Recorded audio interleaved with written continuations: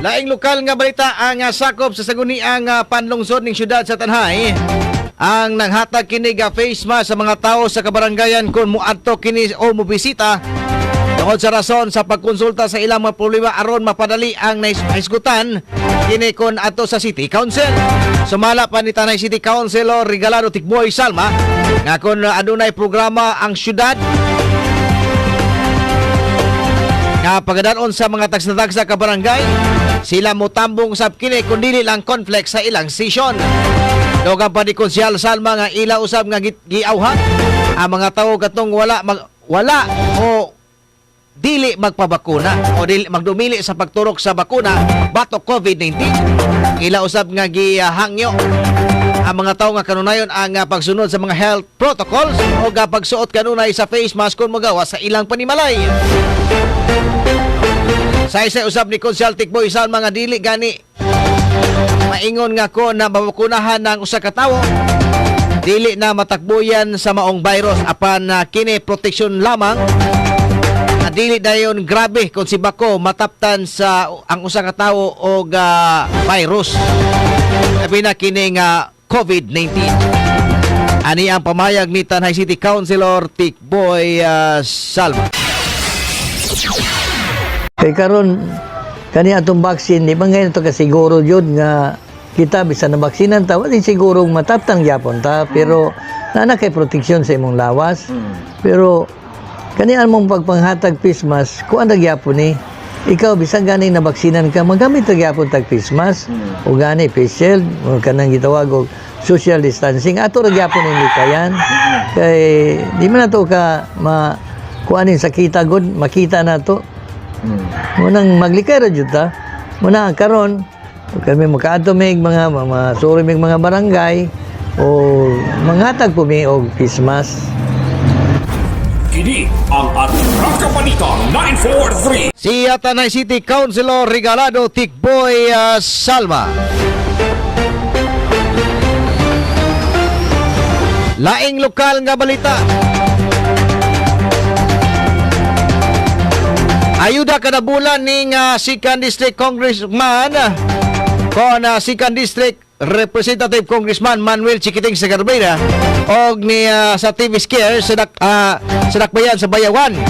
Ang dako kining ikatabang kini gikabutyag ni Pamplona Vice Mayor George Duran.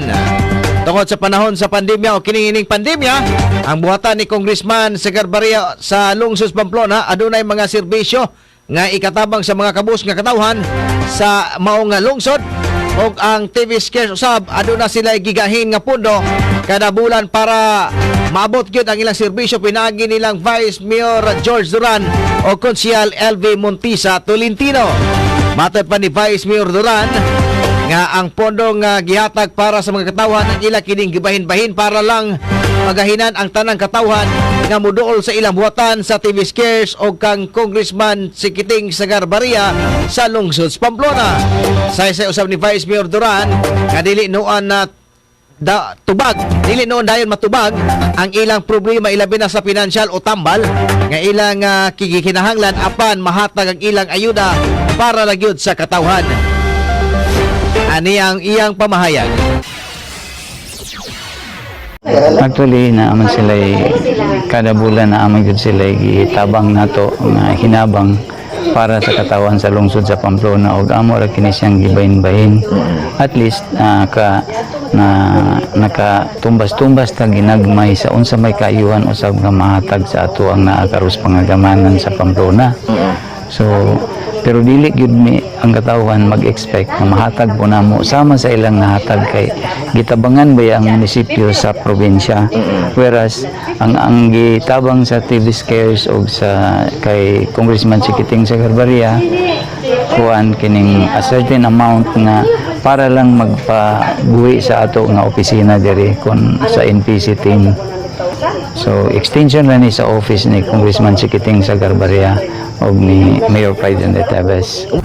Kini ang Atraka Balita 943. Si Pamplona Vice Mayor George Duran. Eksklusibong nahinabi sa Atraka Balita 943 News Team. Samtang padayon ang pag-ayuda sa programa nila nga Konsyal LV Montisa Tolentino ang ilahang grupo lambigit sa pag-ayuda sa mga panimalay sa kabus nga pamilya o individual sakop sa lungsod sa Pamplona. Hinumduman sa miaging simana dito sa sitio Makupa, Barangay Mangoto, ilang formal nga gihatag sa pamilyang Ibarita ang parte sa ilang panimalay nga kini gipagama nilang Konsyal LV Montisa Tolentino ug ang kaubanan. Matod pa ni Pamplona Councilor Tolentino nga bisan sa kadaghang problema sa katawan sa Pamplona apan ng ilang serbisyo sa pag-ayuda sa panimalay ila kini gipadayon. Dugang usab ni Konsyal Tolentino nga ubay-ubay na sila giayudahan sa og pamilya kip na kining panimalay nga ilang inabagan usab kini sa team NPC o sa TV Scares nga ilang mga programa nga haom sa katawhan. Sa isay usab ni Konsyal Tolentino nga nag-agad lang kini sila sa panday o motrabaho sa ilahang mga programa labi kining pabahay. Ani ang pamahayag ni Konsyal LV Tolentino. So, naa sir, actually ang atoa lang yung giagad is ang atoang panday nga available kay dili man available right then and there ang atong panday kay aduna man sad siya lain nga gitrabaho, pero aduna tay 3 more slots nga ato sad nang gipasunod nga mo'y sunod sa atong manguto nga project. Kini ang Atraka Balita 943. Si Pamplona Councilor LV Montisa Tolentino, eksklusibo gyapong nahinabi sa Atraka Balita 943 News Team.